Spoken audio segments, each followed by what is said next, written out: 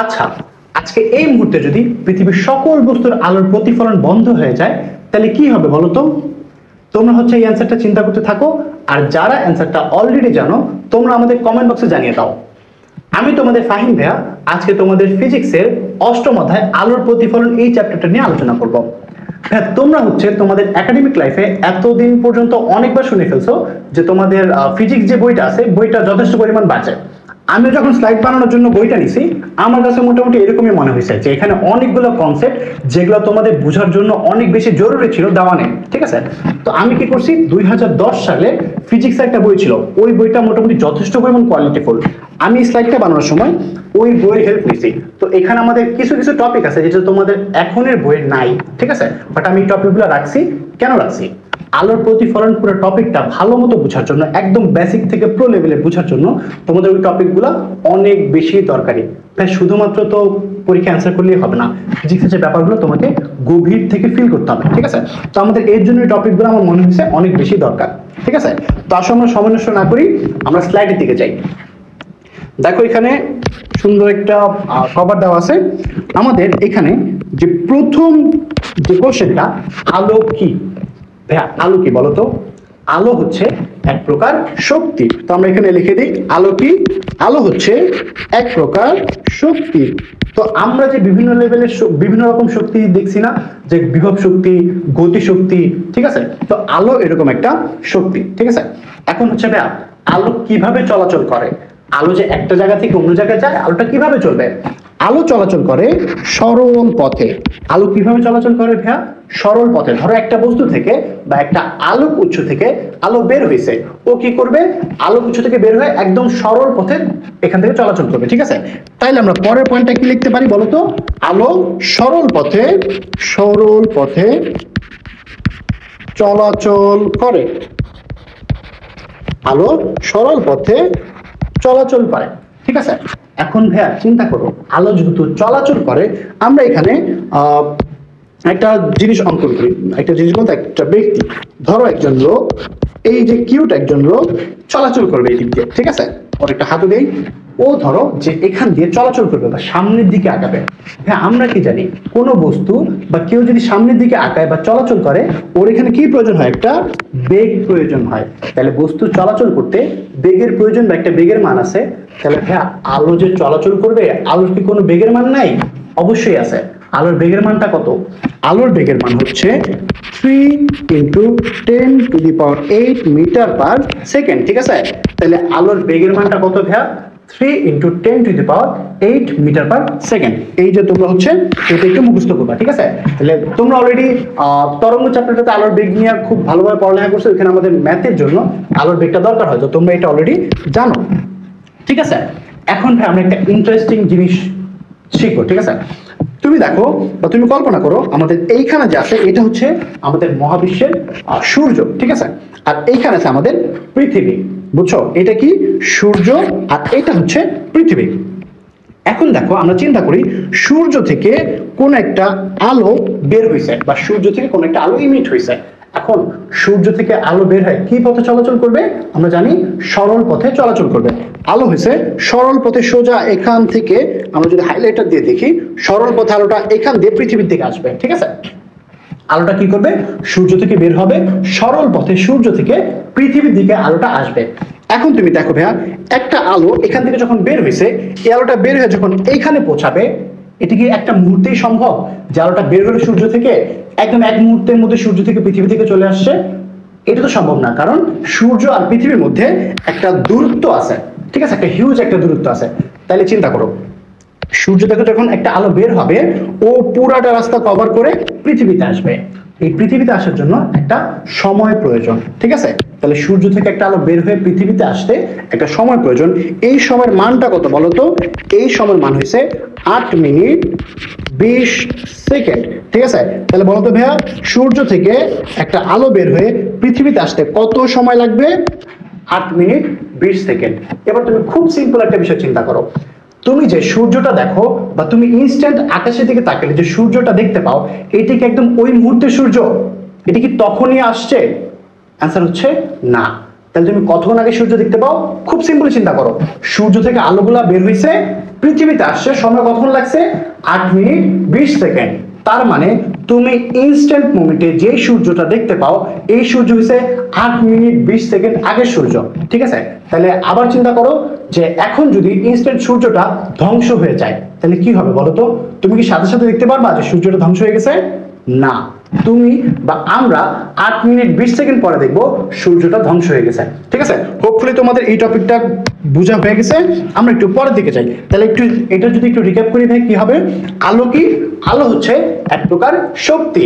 আলো সরল রেখায় চলাচল করে, তারপরে আলোর যে বেগ নিয়ে চলে, বেগের মান হচ্ছে 3 × 10⁸ মিটার পার সেকেন্ড, ঠিক আছে? ওকে, আরেকটা আমরা এক্সট্রা টপিক শিখলাম যে সূর্য থেকে পৃথিবীতে আলো আসতে কতক্ষণ সময় লাগে? 8 মিনিট 20 সেকেন্ড। ওকে, তাইলে দেখো এখন আমরা এখন আমরা কয়েকটা তত্ত্ব শিখবো, ঠিক আছে? এই তত্ত্বগুলো ভাই তোমাদের কারেন্ট বই নাই, কিন্তু তোমাদের পুরান বই ছিল, ঠিক আছে?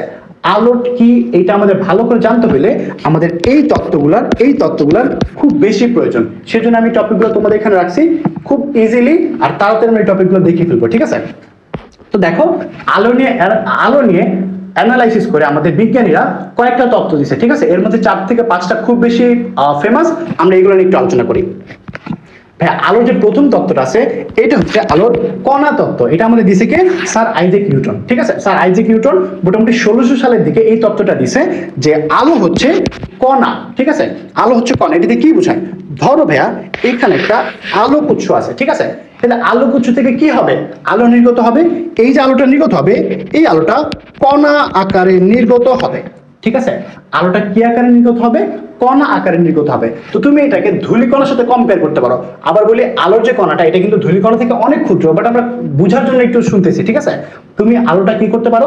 ধূলিকণার সাথে কল্পনা করতে পারো যে আলো যখন সূর্য থেকে বা কোনো একটা আলোক উৎস থেকে বের হবে, কি আকারে বের হবে? কণা আকারে বের হবে। তাইলে আমরা জানি যে আলো এখান দিয়ে যখন বের হবে কি আকারে বের হবে? আলোটা এখানে প্রত্যেকটা রাস্তায় কণা আকারে বের হবে, ঠিক আছে? এইটাই হচ্ছে আমাদের আলোর কণা তত্ত্ব। তাহলে আলোর কণা তত্ত্বটা একটু আবার বলি আমরা। আলোর কণা তত্ত্ব হচ্ছে আইজ্যাক নিউটন বলছে যে যখন কোনো আলোক উৎস থেকে আলো বের হবে তখন এটা কণা আকারে নির্গত হয়, ঠিক আছে? তো স্যার আইজ্যাক নিউটনের পরে সময় আসছে আমাদের বিজ্ঞানী হাইগেনের, ঠিক আছে? উনি খুব ফেমাস একজন বিজ্ঞানী। তো বিজ্ঞানী হাইগেন কি বলছে? বিজ্ঞানী হাইগেন বলছে আলো যখন বের হবে আলোটা তরঙ্গ আকারে বের হবে, আর এর জন্য আমরা বলি এটাকে তরঙ্গ তত্ত্ব, ঠিক আছে? তাহলে তরঙ্গ তত্ত্বে আমরা কি জানলাম? তরঙ্গ তত্ত্বে আমরা জানছি আলো বের হবে তরঙ্গ আকারে। তাহলে আমরা যদি এখানে একটা আলোক উৎস অঙ্কন করি, এই আলোক উৎস থেকে আলোটা ধরো বের হলো, একটা আলো বের হয়েছে, এই আলোটা কিভাবে সামনের দিকে আঁকাবে? কণা আকার একদম সোজা পথে বের হবে না, এটা বের হবে এখান থেকে এই যে তরঙ্গের মতো করে সামনের দিকে আঁকাবে, ঠিক আছে? তাহলে দেখো এখান থেকে যদি একটা আলো বের হয়, এই আলোটা তরঙ্গ আকারে এদিকে সামনের দিকে আঁকাবে, ঠিক আছে? তাহলে আমরা ভাই কণা তত্ত্ব কি তরঙ্গ তত্ত্ব কি দুইটাই বুঝে ফেলছি। কণা তত্ত্ব হচ্ছে একটা আলোক উৎস থেকে আলোগুলো কণা আকারে বের হবে, আর তরঙ্গ তত্ত্ব হচ্ছে একটা উৎস থেকে আলোগুলো তরঙ্গ আকারে নির্গত হবে, ঠিক আছে? তারপরে ভাই আমাদের খুব ফেমাস একটা তত্ত্ব আছে, এইটা হচ্ছে তাড়িৎ চুম্বক তরঙ্গ, ঠিক আছে? তড়িৎ তরঙ্গ প্লাস চুম্বক তরঙ্গ, এই দুইটা মিলে হচ্ছে তাড়িৎ চুম্বক তরঙ্গ। দেখো এইটার জন্য আমরা খুব বেসিক দুইটা টপিক একটু শিখি যে তড়িৎ তরঙ্গ। তড়িৎ তরঙ্গটা কি ভাই? ধরো এটা আমরা একটা গ্রাফ অঙ্কন করলাম, ঠিক আছে? একটা তড়িৎ যখন সামনের দিকে আঁকাবে, ধরো ও এইখানে তরঙ্গ আকারে সামনের দিকে আগাচ্ছে, ঠিক আছে? আবার বলি, একটা তড়িৎ যখন সামনের দিকে আঁকাবে ও তরঙ্গ আকারে সামনের দিকে আগাচ্ছে। এখন তড়িৎ তো সামনের দিকে তরঙ্গ আকারে আঁকাবে না, ঠিক আছে? এখানে আমাদের কি হয়? যখন এখানে তড়িৎটা নড়াচড়া করে, ঠিক আছে, এখানে তরঙ্গ বা এখানে একটা তড়িৎ ক্ষেত্র উৎপন্ন হয়, আর এই তড়িৎ ক্ষেত্রটা আমাদের এখানে তরঙ্গ আকারে সামনের দিকে আগায়। ব্যাপারটা তোমাদের কাছে খুব বেশি কনফিউজিং মনে হতে পারে, তোমরা বুঝার জন্য মাথায় রাখবা তড়িৎটা তরঙ্গ আকারে সামনের দিকে আগাবে, ঠিক আছে? তড়িৎটা তরঙ্গ আকারে সামনের দিকে আগাবে। তাহলে খুব সিম্পল একটা তত্ত্ব আছে ভাইয়া, যেখানে তড়িৎ ক্ষেত্র সৃষ্টি হবে, তড়িৎ সামনের দিকে আগালে সেখানে চৌম্বক ক্ষেত্র উৎপন্ন হবে, ঠিক আছে? আমি একটু আবার বোঝার চেষ্টা করি। যেখানে তড়িৎ ক্ষেত্র উৎপন্ন হবে, তড়িৎটা সামনের দিকে আগালে বা তড়িৎ চলাচল করলে সেখানে চৌম্বক ক্ষেত্র উৎপন্ন হবে, ঠিক আছে? তাহলে এখানে যখন দেখো যে তড়িৎ ক্ষেত্র উৎপন্ন হয়েছে, তাহলে এই তড়িৎ ক্ষেত্রের জন্য বা তড়িৎ তরঙ্গের জন্য সেম জায়গায় চৌম্বক ক্ষেত্র উৎপন্ন হবে। আর এই চৌম্বক ক্ষেত্র এখানে আমাদের চৌম্বকটা কিভাবে আগাবে? চৌম্বকটা একটা তরঙ্গ আকারে সামনের দিকে আগাবে। এখন ভাইয়া আমাকে একটু বলো তো যে আমি যখন তড়িৎ তরঙ্গটা আঁকছিলাম, দুঃখিত, আমি যখন তড়িৎ তরঙ্গটা আঁকছিলাম, এটা চিন্তা করো, আমি এই যে দেখো ওয়াই অক্ষ বরাবর ওকে দিছি, ওকে কোন দিক বরাবর দিছি তরঙ্গটা? ওয়াই অক্ষ বরাবর। কিন্তু আমি যখন চৌম্বক তরঙ্গটা অঙ্কন করছি এইটার দিকটা আমি কোন দিক দিছি দেখো তো, এইটা দিছি আমি জেড অক্ষ বরাবর। ঠিক আছে, খুব খুব ইজি একটা কনসেপ্ট ভাইয়া।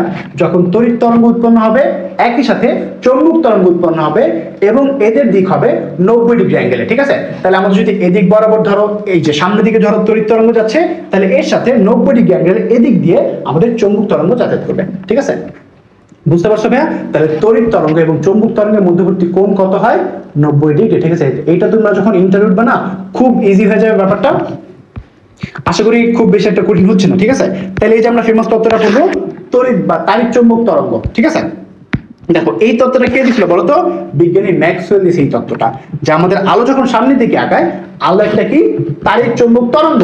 তার মানে আলোর দিকে একই সাথে কি কি থাকবে? একটা তাড়িৎ তরঙ্গ থাকবে বা তড়িৎ তরঙ্গ থাকবে, একটা চৌম্বক তরঙ্গ থাকবে। ঠিক আছে, দেখো তো আমরা যদি অঙ্কন করি, এই যে তড়িৎ তরঙ্গটা হচ্ছে ওয়াই অক্ষ বরাবর উপরের দিকে উঠতেছে নামতেছে, আর আমাদের চৌম্বক ক্ষেত্র দেখো সুন্দর করে জেড অক্ষ বরাবর উপরের দিকে উঠতেছে নিচে নামতেছে। ঠিক আছে, তাহলে জেড অক্ষ বরাবর আসা যাওয়া করতেছে। তাহলে ভাই এখানে আমাদের আলোর দিকটা কোন দিকে? আলোর দিক হচ্ছে এই যে সোজা এক্স অক্ষের দিকে।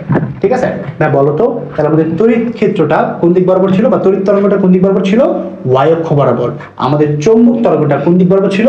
জেড অক্ষ বরাবর। আলোর দিক কোন দিকে? এক্স অক্ষ বরাবর। ঠিক আছে, ওকে, আশা করি তোমরা এটা খুব ইজিলি বুঝতে পারছো। তারপর দেখো খুব ফেমাস একটা তত্ত্ব ভাইয়া, কোয়ান্টাম তত্ত্ব। ঠিক আছে, এই কোয়ান্টাম তত্ত্ব নিয়ে আমাদের যে ম্যাক্স প্ল্যাঙ্ক আছে উনি সর্বপ্রথম একটা তত্ত্ব দিছে, তারপর এইটার বিচার বিশ্লেষণ করে আইনস্টাইন একটা তত্ত্ব দিছে এবং আইনস্টাইন এর জন্য নোবেল পুরস্কারও পাইছে। ঠিক আছে, নোবেল বানান ভুল লিখছি, NOBEL। ঠিক আছে, এই যে সিঙ্গার নোবেল এখন খুব বেশি ইয়েতে আছে তো, কন্ট্রোভার্সিতে আছে তো ভুলে ওটা লিখে ফেলছে। ঠিক আছে, এখন ভাই কোয়ান্টাম তত্ত্ব এটা খুব হাই লেভেলের পড়ালেখা। ধরো যে এটা নিয়ে ডিটেলসে পড়তে গেলে খুব হাই লেভেলের পড়ালেখা। আমি ধরো এখন অনার্স 3rd ইয়ার থেকে পড়া শুরু হয়েছে আমার এটা। ঠিক আছে, তো তোমরা যে বুঝবা, তোমাদের তো এত কঠিন করে বোঝানো যাবে না, আমরা খুব ইজি একটা ব্যাপার কল্পনা করি। চিন্তা করো তোমাদের সবার বাসায় তো মোটামুটি শাওয়ার আছে, ঠিক আছে, বা ঝর্ণা। ঠিক আছে, এখন ঝর্ণা যখন তুমি ছাড়বা, ঝর্ণা থেকে যখন পানি বের হয়, তোমার কি মনে হয়? ঝর্ণা থেকে একসাথে অনেকগুলো পানি বের হইতেছে না? যে মনে হয় ঝর্ণা থেকে, এই যে দেখো আমি এখানে খুব সুন্দর একটা চিত্র ইউজ করছি, যে তোমার মনে হবে ঝর্ণা থেকে সবগুলা পানি একসাথে বের হইতেছে। ঠিক আছে, আলটিমেটলি কি এটা হয় যে ঝর্ণা থেকে সবগুলা পানি একসাথে বের হবে?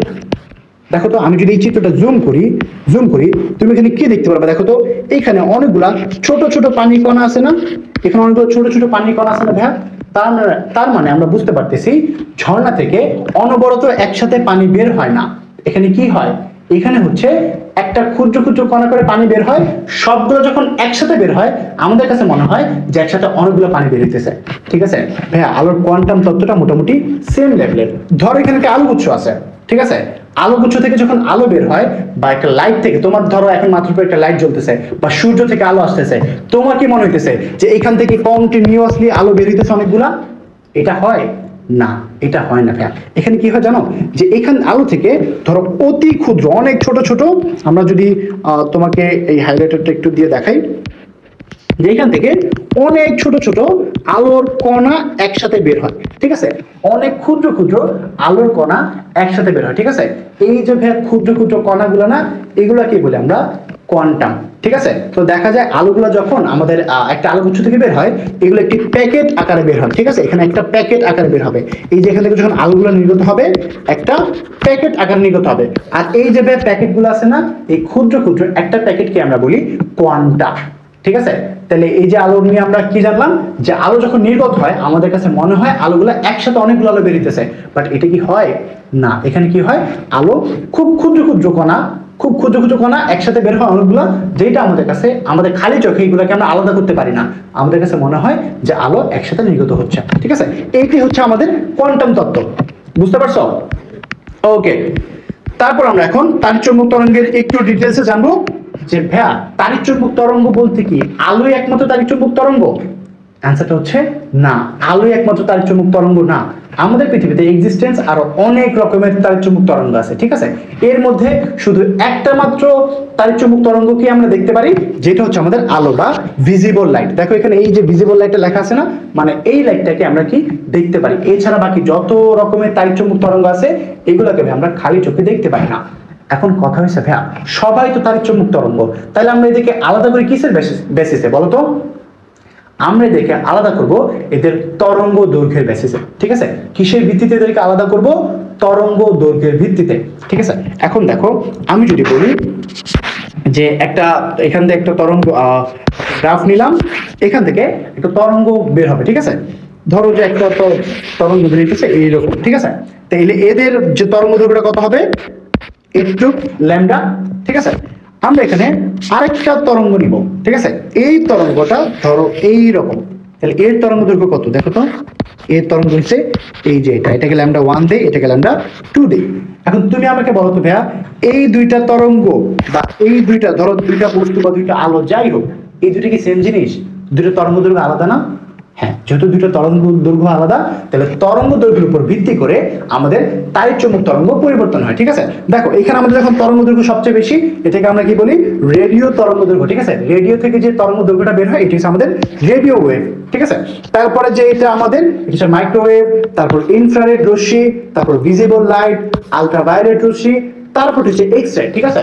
তুমি যখন ডক্টরের কাছে এক্স রে করাতে যাও, এখান থেকেও কিন্তু একটা আলো বা একটা তরঙ্গ নির্গত হয়, এটিকে আমাদের একটা এক্স রে, ঠিক আছে।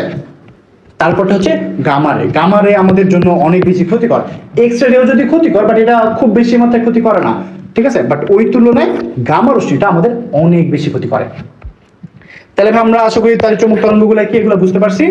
আমাদের এরপরে দেখো সুন্দর একটা টপিক হচ্ছে মিথ ভার্সেস রিয়ালিটি, ঠিক আছে। এইটাও তোমাদের বই পাবা না, মানে এটা বই থাকার কথাও না, এটা আমি আমার বুঝার সুবিধার্থে দিছি, ঠিক আছে। এখন মিথটা কি আর রিয়েলিটিটা কি? মিথ হচ্ছে খুব প্রাচীনকালে মানুষ কি মনে করতো জানো? মানুষ মনে করতো কোন একটা বস্তু থেকে আলো নির্গত হচ্ছে, আমাদের চোখে আসছে, তারপর আমরা এটাকে দেখতে পাচ্ছি, ঠিক আছে। দেখো আমরা খুব সুন্দর একটা ছবি দিছি, এই ছবিটা তোমরা মোটামুটি মনে হয় নাও চিনতে পারো। এটা হচ্ছে আমাদের সময় বা আমরা যখন ছোট ছিলাম খুব ফেমাস একটা কার্টুন, ঠিক আছে, স্পঞ্জবব ওর। তাহলে দেখো এখানে কি হইতেছে, এখানে আমরা একটা বস্তু দিছি, এই বস্তু থেকে আলোটা নির্গত হইতেছে, যার ফলে ওর পুরো শরীর আলোকিত হয়ে গেছে, ঠিক আছে। তাইলে এইটাই হচ্ছে আমাদের প্রাচীনকালের একটা ভুল একটা তত্ত্ব ছিল, যে ওরা মনে করতো যে কোনো বস্তু থেকে আমাদের চোখে আলো আসে, তারপর আমরা বস্তুটা দেখতে পারি, ঠিক আছে। এখন দেখো এটা কি রিয়েলিটি? না, এটা কিন্তু একটা মোটামুটি হিউজ একটা ভুল ধারণা। তাহলে রিয়েলিটিটা কি ভাইয়া? রিয়েলিটিতে হচ্ছে, আমি যদি তোমাকে বুঝাই, বস্তু নরমালি দুই ধরনের। একটা হচ্ছে আমাদের আলোক উৎস বা দীপ্তিমান বস্তু, আরেকটা হচ্ছে আলো নিরপেক্ষ বা দীপ্তিহীন বস্তু। বুঝছো, আলোক উৎসটা কি? যেখান থেকে আলো নির্গত হয় এগুলো হচ্ছে আমাদের আলোক উৎস, আর যেখান থেকে কোনো রকমের আলো বের হয় না বা বের হইতে পারে না, এটা হচ্ছে আমাদের দীপ্তিহীন বা আলোক নিরপেক্ষ বস্তু, ঠিক আছে। এখন এখানে কি হয় আমরা ব্যাপারটা একটু বোঝার চেষ্টা করি। এই যে একটা আলোক উৎস ছিল, এখান থেকে আলোটা নির্গত হবে, আলোটা নির্গত হয়ে দীপ্তিহীন বস্তুতে যাবে, ঠিক আছে। এখন দেখো আলোক উৎস থেকে যখন আলো বের হয়ে দীপ্তিহীন বস্তুতে যাবে, তারপর এখান থেকে আলোটা কি হয়? আলোটা রিফ্লেক্ট করে বা প্রতিফলিত হয়, প্রতিফলিত হয়ে আমাদের চোখে আসে, ঠিক আছে। তারপর আমরা এই যে বস্তুটা, এই বস্তুটা দেখতে পাই, ঠিক আছে। তাহলে বলো তো, আমরা যে সকল বস্তুগুলো দেখি, এই বস্তু থেকে আলো নির্গত হয় না। আমাদের যে ঘরের লাইট আছে অথবা সূর্যের আলো, এই আলোটা প্রত্যেকটা বস্তুর উপর পড়ে, তারপর সেখান থেকে একটা আলো প্রতিফলিত হয়, আমাদের চোখে আসে, আমরা বস্তুটা দেখতে পারি। বুঝতে পারছো তোমরা এই কনসেপ্টটা? এটা খুব ইজি একটা কনসেপ্ট। তাহলে মিথটা কি রিয়েলিটি কি তোমরা কি বুঝতে পারছো? এখন ভাই আমরা একদম ক্লাসের শুরুর দিকে চলে যাই। আমি তোমাকে বলছিলাম যে আজকে এই মুহূর্তে যদি পৃথিবীর সকল বস্তুর আলোর প্রতিফলন বন্ধ হয়ে যায়, তাহলে কি হবে বলো? কি হবে? আমাদের আলোর প্রতিফলন যদি বন্ধ হয়ে যায়, তাহলে দেখো তো এখান থেকে কোনো আলো প্রতিফলন হওয়ার কথা ছিল না, তাহলে প্রতিফলিত হয়ে আমাদের চোখে কোনো আলো আসবে না। তার মানে আমরা পৃথিবীর সকল বস্তু দেখা বন্ধ করে দিব, মানে আমাদের সবকিছু অন্ধকার মনে হবে, ঠিক আছে। আমরা কোনো বস্তু দেখতে পারবো না, বুঝছো? আবার বলি, যদি আজকে এই মুহূর্তে পৃথিবীর সকল বস্তুর আলোর প্রতিফলন বন্ধ হয়ে যায়, তাহলে কি হবে? তাইলে আমরা কোনো বস্তু দেখতে পারবো না, একদম অ্যাজ সিম্পল অ্যাজ দ্যাট, ঠিক আছে। ওকে, আশা করি তোমরা এটাও খুব ভালো মতো করে বুঝতে পারছো। ওকে, তারপর আমরা পরের টপিকটাতে যাই। দেখো আমরা তো এখানে বুঝলাম যে আলোটা প্রতিফলিত হয়, এখন আলোর প্রতিফলন কি এমনি এমনি হয়ে যাবে, ওর যেভাবে ইচ্ছা আলো আসবে যেভাবে ইচ্ছা আলো চলে যাবে? না, এইটার কয়েকটা খুব বেসিক ব্যাপার স্যাপার আছে, আমরা এগুলো এখন জানবো। দেখো এখানে লিখছি আলোর প্রতিফলন বা আলোটা কিভাবে প্রতিফলিত হয়, এগুলো আমরা নরমালি শিখবো, ঠিক আছে? এখানে দেখো আমরা খুব সুন্দর কিউট একটা সূর্য দিছি, এটাকে আমরা বলছি এটা একটা আলোক উৎস। তাহলে আলোক উৎস থেকে কি হয় ভাইয়া?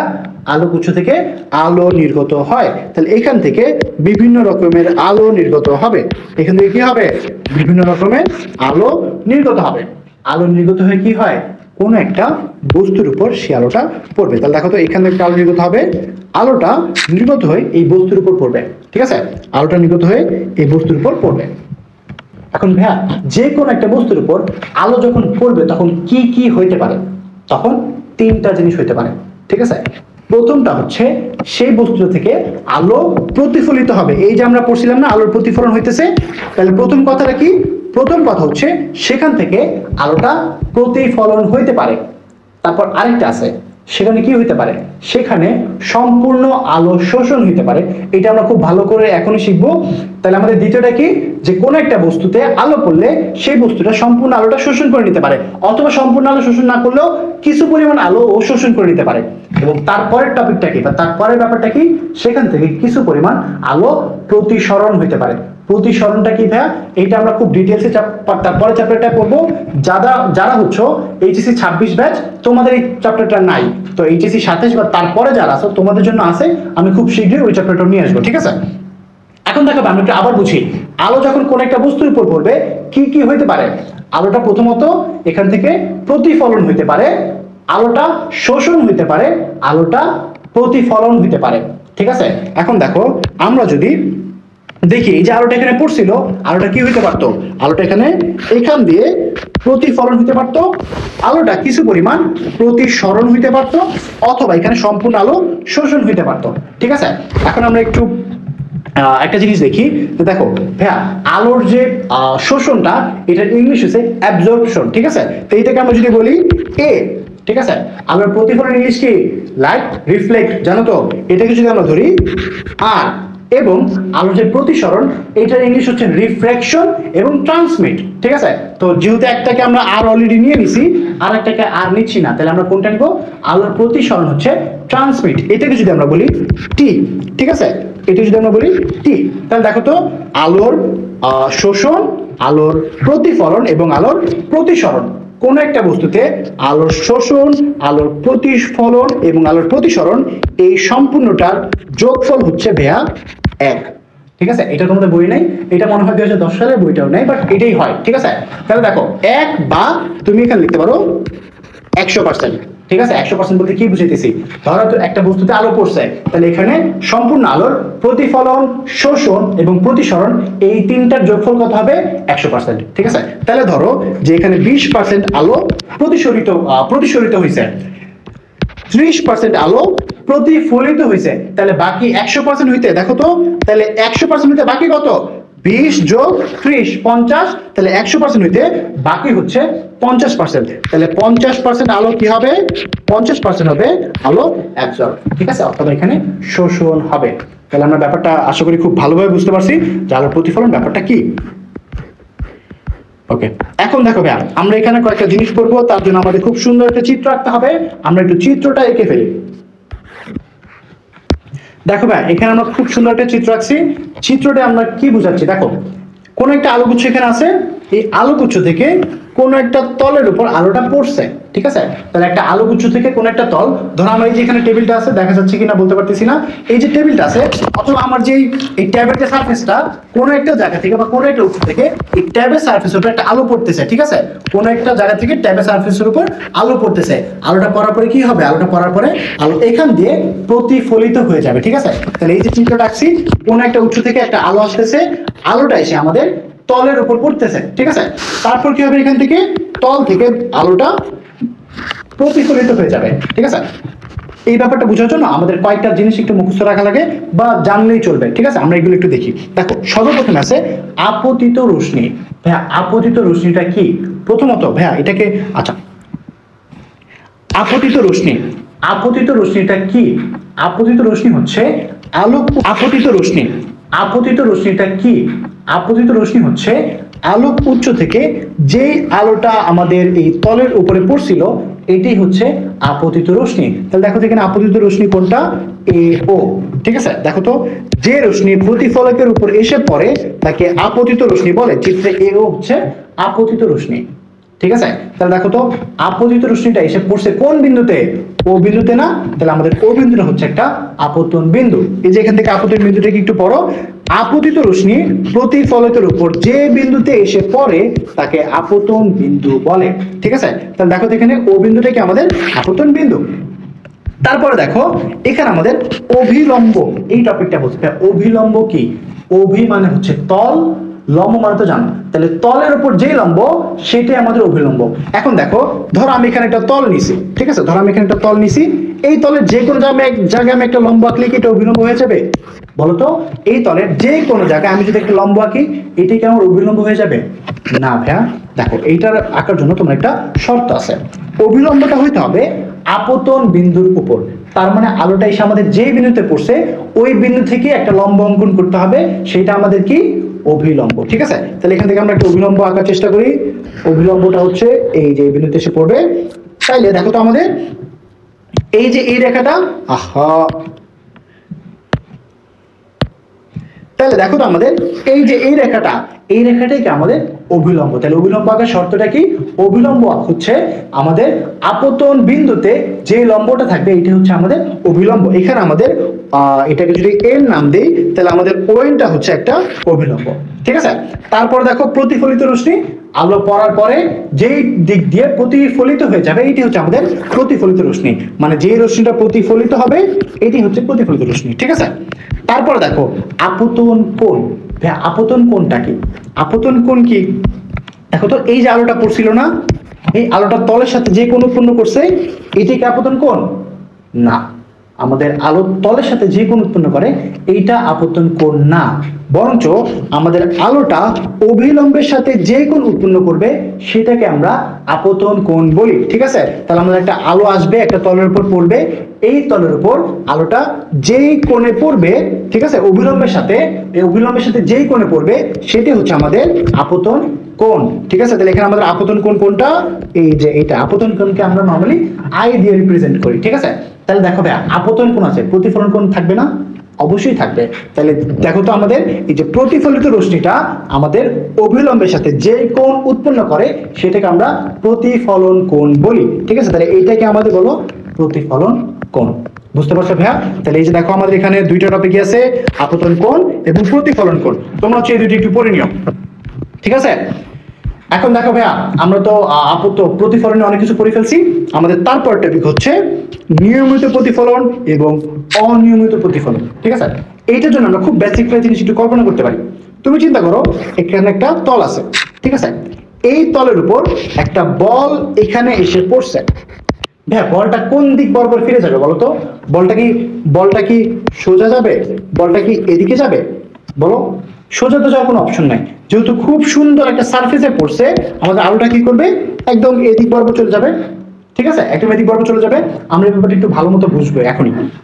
চিন্তা করো তাহলে কি হলো, এখানে সুন্দর একটা মসৃণ সারফেসে একটা বল পড়ছিল, তাহলে বলটা যেভাবে পড়বে এইভাবে এদিক দিয়ে চলে যাবে। ঠিক আছে, এখন তলটা যদি মসৃণ না হইতো, তলটা চিন্তা করো এরকম একটা তল। ঠিক আছে, তলটা চিন্তা করো এই যে এরকম একটা আঁকা বাঁকা উঁচা নিচা তল। ঠিক আছে, এখন এই তলে যদি কোনো একটা বল আসে, দেখো তো বলটা চিন্তা করো এই দিক বরাবর আসছে, তাহলে আমার বলটা কোন দিকে যাবে কোনো ঠিক ঠিকানা আছে? এটা কি কোনো সিউরিটি আছে যে বলটা এদিক বরাবর রিফ্লেক্ট হবে? দেখো এদিকে তুমি কি দেখতে পাচ্ছ, বলটা যখন আমাদের এই যে উঁচু জায়গাটা এসে পড়ছে বলটা এদিকেই ফিরে যাওয়া উচিত। ঠিক আছে, আবার দেখো বুঝতে পারছো তো এটা, যে বল যদি আমাদের এদিকে এসে পড়ে বলটা এখান দিয়ে ফিরে যাবে। আবার চিন্তা করো একটা বল এসে পড়লো এদিক বরাবর, তখন বলটা যাবে এদিক বরাবর। ঠিক আছে, আবার একটা বল এসে পড়লো এদিক বরাবর, বলটা যাবে এদিক বরাবর। তার মানে কি বুঝতে পারছো ভাইয়া? অমসৃণ তলে যখন একটা বল পড়বে এটা কোন দিকে যাবে এর কোনো গ্যারান্টি নেই। ঠিক আছে, যে কোনো দিকে চলে যেতে পারে। একইভাবে ভাইয়া আমাদের আলোটাও কাজ করে। ঠিক আছে, তাহলে নিয়মিত প্রতিফলনটা কি? নিয়মিত প্রতিফলন হচ্ছে চিন্তা করো একটা মসৃণ তলে একটা আলো পড়ছে। ঠিক আছে, এই যে আলোটা পড়ছে না, আলোটা ফিরে যাবে কিভাবে, সুন্দর করে এই দিক বরাবর ফিরে যাবে। এখন এর মধ্যে তো একটা সম্পর্ক থাকবে। দেখো এদিকে যদি আমরা একটা সুন্দর করে অভিলম্ব অঙ্কন করি, এদিকে যদি আমরা সুন্দর একটা অভিলম্ব অঙ্কন করি, এটা লম্ব হয়ে যায়। তাইলে দেখো মসৃণ তলের খুব ইন্টারেস্টিং ব্যাপারটা কি, দেখো যেই কোণে আমাদের আলোটা আপতিত হয়েছিল একই কোণে আলোটা প্রতিফলিত হবে। তাহলে ভাই মসৃণ তলে কি হচ্ছে, যেই কোণে একটা আলো রশ্মি আসতেছে একদম সেই কোণেই আলো রশ্মিটা ফেরত যাচ্ছে। বুঝতে পারতেছো? দেখো তুমি তাহলে এখানে যদি একটা আলো রশ্মি পড়তো তাহলে সুন্দর করে এদিক বরাবর আলো রশ্মিটা ফেরত যেত। ঠিক আছে, এদিক বরাবর যদি একটা আলো রশ্মি পড়তো এইটা সুন্দর করে এদিক বরাবর আলোক রশ্মিটা ফেরত যেতে। তাহলে এখানে কি হচ্ছে, নিয়মিত প্রতিফলন হচ্ছে। এখানে আলোক রশ্মিগুলো যেরকম সমান্তরাল, আলোক আপতন রশ্মিগুলো যেরকম সমান্তরাল, প্রতিফলিত রশ্মিগুলো একইভাবে এরা সমান্তরালি প্রতিফলন ঘটাবে। ঠিক আছে, তাহলে দেখো অমসৃণ তলে কি হবে, ধরো এদিক বরাবর একটা আলো পড়তেছে, এইটা এদিক বরাবর ফেরত যাবে, এখানে একটা আলো পড়তেছে, এটা সোজা ফেরত যাবে, একটা আলো এদিকে আসতেছে, এদিকে ফেরত যাবে। তার মানে এখানে আমরা কি দেখতেছি, আলোর নিয়মিত প্রতিফলন হচ্ছে না, এখানে কি হচ্ছে, অনিয়মিত প্রতিফলন। ঠিক আছে, আলো যেভাবে ইচ্ছা আসতেছে, যেভাবে ইচ্ছা ফেরত যাচ্ছে। ঠিক আছে, তাহলে এই দুটো ব্যাপার আমাদের জন্য একটু ইম্পর্টেন্ট, যে নিয়মিত প্রতিফলন আর অনিয়মিত প্রতিফলন।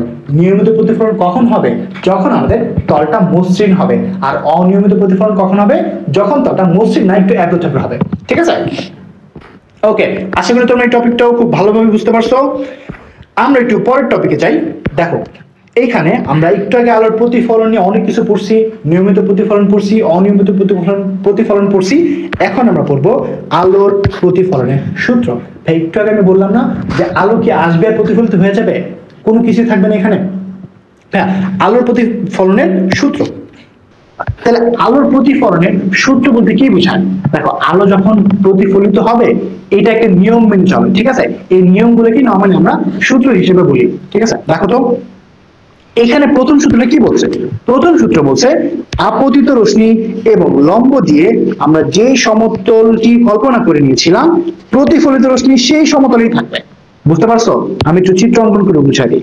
ধরো যে আমাদের এটা হচ্ছে কি একটা তল, বুঝছো, এটা কি আমাদের একটা তল।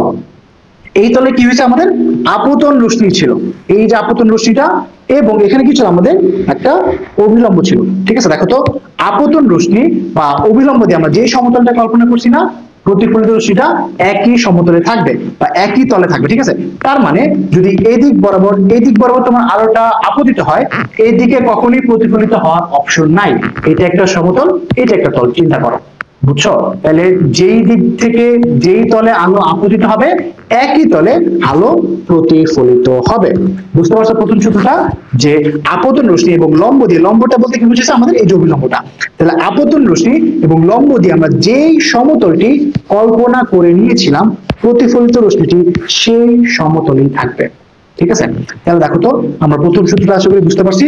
এবার দ্বিতীয় সূত্রটার দিকে তাকাও, এই যে দ্বিতীয় সূত্র তাকাও, দ্বিতীয় সূত্রতে বলছে প্রতিফলন কোণটি হবে আপতন কোণের সমান। ঠিক আছে, তাহলে বলো তো ভাইয়া, একটা অমসৃণ তল, ঠিক আছে, একটা অমসৃণ তলে প্রতিফলন কোণটি কি আপতন কোণের সমান হবে? আমরা মাত্র পড়ছিলাম অমসৃণ তলে অনিয়মিত প্রতিফলন হয়, তাহলে এই সূত্রটা কি অনিয়মিত প্রতিফলনের জন্য কাটবে? না, অনিয়মিত প্রতিফলনের জন্য এই সূত্রটা কাটবে না। তাহলে এই সূত্র কাটার জন্য আমাদের কি লাগবে ভাইয়া? নিয়মিত প্রতিফলন লাগবে। আর নিয়মিত প্রতিফলন কাদের হয়? মসৃণ তলে। তাহলে একটা মসৃণ তলে দেখো যে কোণে আলোটা আসবে একই কোণে আলোটা ফেরত যাবে। তাহলে দেখো এইটা যদি আমাদের থিটা কোণ হয়, এটাও কি হবে? থিটা কোণ। ঠিক আছে, আমরা একটু সুন্দর করে লিখতে পারি। ধরো এটা 30 ডিগ্রি কোণে আলোটা আপতিত হয়েছে, তাহলে আলোটা প্রতিফলিত হবে কত ডিগ্রি কোণে? 30 ডিগ্রি কোণে। ঠিক আছে, তাহলে সূত্র দুইটা তোমরা একটু মুখস্থ করে ফেলবা, এটা তোমাদের পরীক্ষার মধ্যে আসতে পারে। ঠিক আছে, যে তাহলে আমরা সূত্র দুটো আবার পড়ে দিলাম। আপতিত রশ্মি এবং লম্ব দিয়ে আমরা যে সমতলটি কল্পনা করেছিলাম প্রতিফলিত রশ্মিটি সেই সমতলেই থাকবে। তারপর এটা কি? আপতন কোণ প্রতিফলন কোণ সমান।